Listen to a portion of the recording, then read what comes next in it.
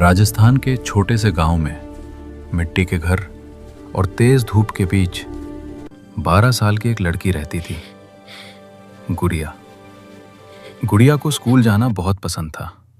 उसकी आंखों में सपने था, कुछ बनने का, अपने माँ बाप का नाम रोशन करने के। लेकिन उसके घर की हालत अच्छी नहीं थी। गरीबी और समाज के डर ने उसके माँ बाप को मजबूर कर दिया। एक दिन अचानक गुड़िया को नए कपड़े पहनाए गए। उसे समझ नहीं आ रहा था कि क्या हो रहा है। माँ की आंखों में आंसू थे, पर वो चुप थी।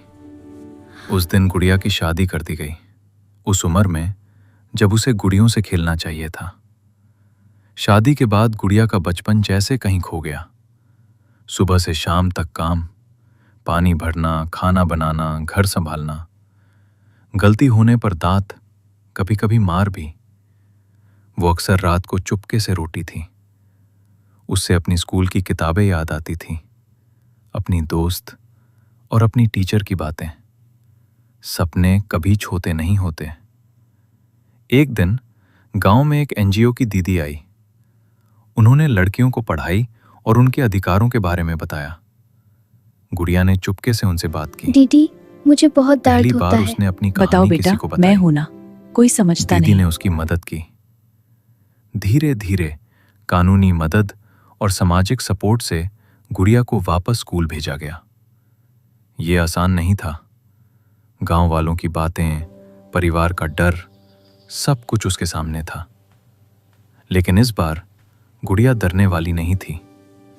वो रोज स्कूल जाने लगी। दिन में काम, रात में पढ़ाई। कभी थक जाती, कभी टूट जाती, पर रुकती नहीं। साल बीत गए। वहीं गुड़िया एक दिन अपने गांव की पहली लड़की बनी जो ऑफिसर बनी। वो छोटी छोटी लड़कियों को समझती थी।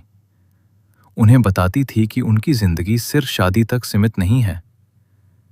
एक दिन उसने कुछ लड़कियों से कहा, मैं भी कभी तुम्हारी तरह एक छोटी सी लड़की थी, पर मैंने अपनी कहानी बदल दी। उसकी आंखों में अब आंसू नहीं, एक चमक थी, जीत की।